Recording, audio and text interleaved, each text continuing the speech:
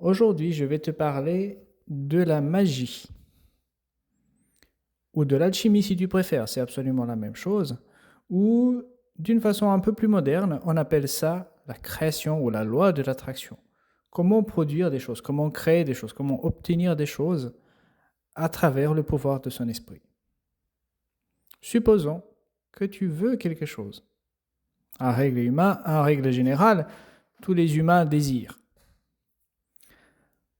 Tu peux désirer de l'argent, le partenaire ou la partenaire parfait ou parfaite, la vie professionnelle idéale, du respect, de l'admiration, du succès, n'importe.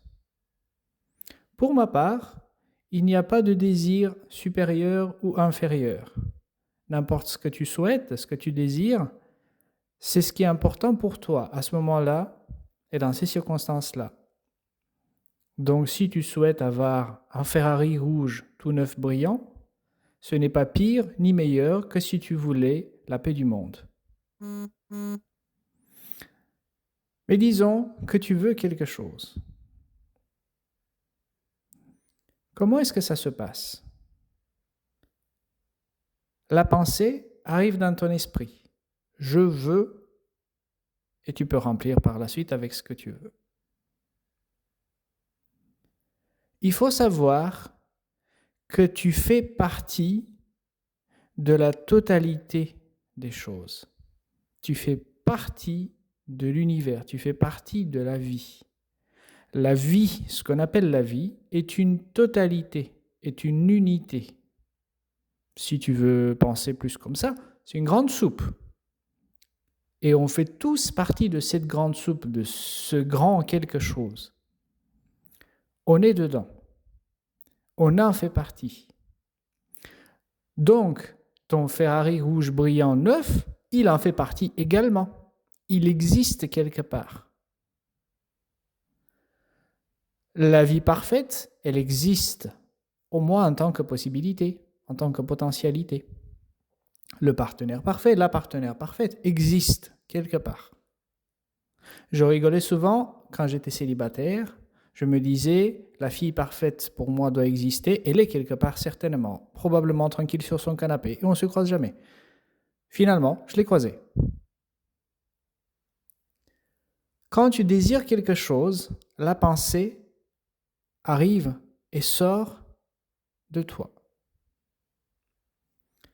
Mais est-ce que cette pensée est pure? Est-ce qu'elle est unique? Est-ce qu'elle est claire? Très souvent, ce n'est pas le cas.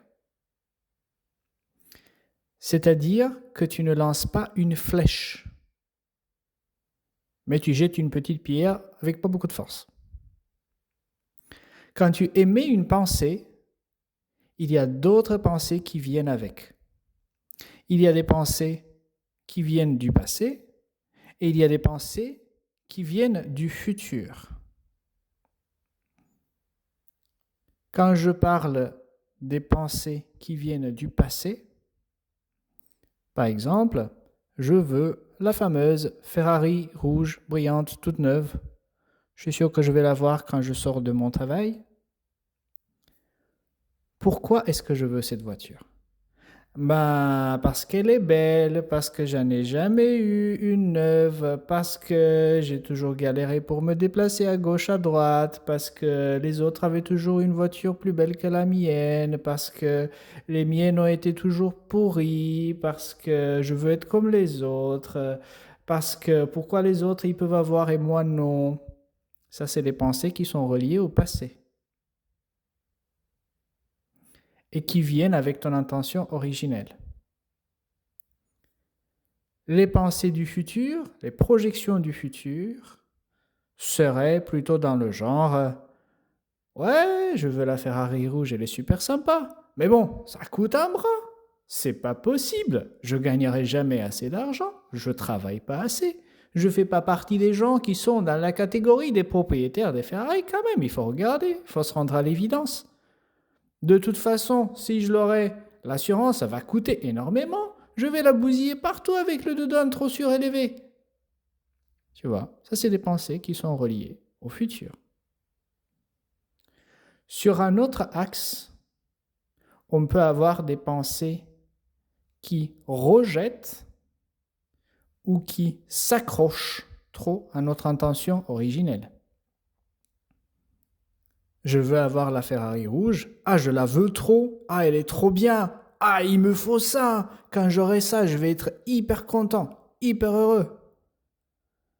On peut également avoir des pensées qui rejettent. Ah non, non, non, non, non, il faut pas que j'aille si loin que ça. Hein. Non, c'est pas un truc pour moi. Ferrari, c'est trop. Hein. C'est trop, je vais donner une mauvaise impression aux gens. Et en plus, ceux qui ont des Ferrari, souvent, c'est pas des gens sympas. Ils me semblent tous arrogants et tout. Bien sûr, c'est pas une réalité. Mais c'est des pensées qui peuvent venir ensemble avec l'intention. Ce qui fait que, à la place d'émettre une seule pensée pure, on émet tout un cortège de réflexions, d'émotions, de croyances, de blocages, d'obstacles. Tout va ensemble. Et on met tout ça, si tu veux, dans la soupe de l'existence, la soupe de la vie, la soupe de l'être, dont on fait partie nous-mêmes. Qu'est-ce qui se passe alors? C'est comme si tu avais un très bon bouillon. Et à la place de mettre 1, 2, 3 épices pour donner un goût, tu mettrais 50. On ne comprend plus rien. Il n'y a plus rien qui s'accorde. Et le résultat est horrible.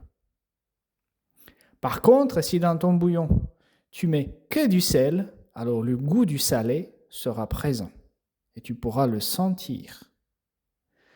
Une intention qui est émise de manière pure, sans attache, sans blocage, sans projection, va se manifester instantanément dans ton esprit et avec un délai, et il y a des chances qu'elle se manifeste également dans ta réalité.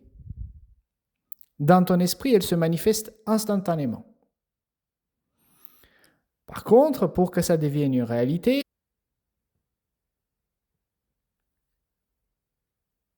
on peut demander en un intervalle de temps aléatoire. Je ne saurais pas te dire, mais en fin de compte, l'existence commence à se réarranger pour te rendre la réalité de la pensée que tu as émise, et ça peut mettre un petit peu de temps. Mais de toute façon, dans ton esprit, une pensée pure se manifeste instantanément. Mais alors, comment arriver à avoir cette pensée entièrement pure, cette intention entièrement précise? Et c'est là qu'intervient l'introspection, la méditation. La méditation est là pour te faire voir, pour te faire découvrir, pour te faire ressentir ce qui est présent en toi, ce qui est caché en toi, ce qui a été reprimé, repoussé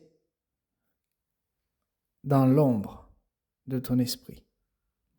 La méditation est là pour que tout puisse monter à la surface, que ce soit du futur, que ce soit du passé, que ce soit du rejet, que ce soit de l'attachement, n'importe.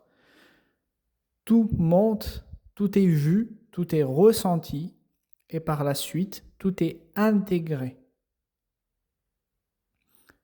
Autrement dit, tout désir que tu peux avoir, toute intention que tu peux avoir, est un moyen pour te découvrir et pour te faire avancer, évoluer avec toi-même et avec le monde dans lequel tu vis.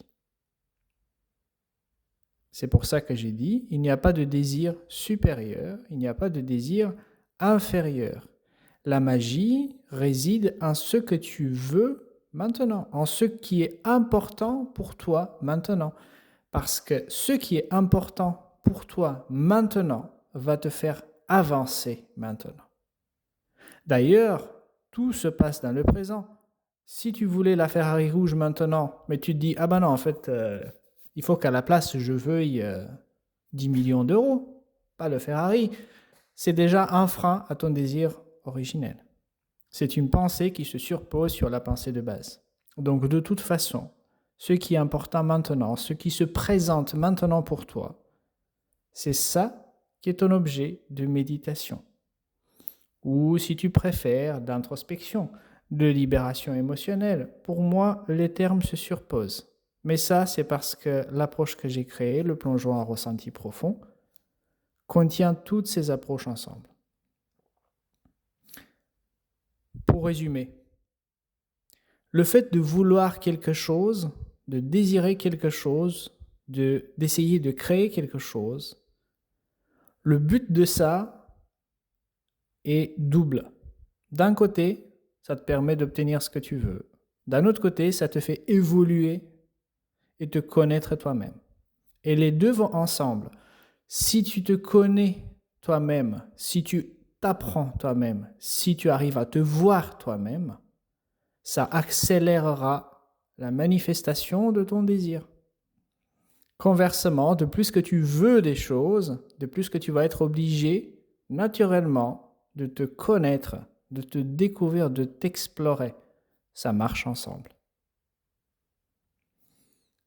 À la fin, le processus de création, ou de magie, ou d'alchimie, est très très simple. Je veux quelque chose. La pensée apparaît dans mon esprit. Je fais attention à cette pensée. Je me laisse porter par cette pensée. Peut-être que des choses ressortiront, des désirs, des motivations, des obstacles, des blocages, des frustrations. Elles passeront au fur et à mesure. Elles vont se dissoudre au fur et à mesure. Puis, également, ma pensée originelle va disparaître. Et puis, moi-même, je vais disparaître. Et apparaître de nouveau. Et disparaître de nouveau. Ça sera l'objet d'une autre discussion. Du moment où une intention est émise, vue, et on la laisse passer, on envoie le signal dans l'existence qu'on est présent, qu'on existe, qu'on est avec la chose qu'on désire, que ça fait partie de nous. À ce moment-là, elle est manifestée dans l'esprit. Et au fur et à mesure, elle sera manifestée aussi dans la réalité.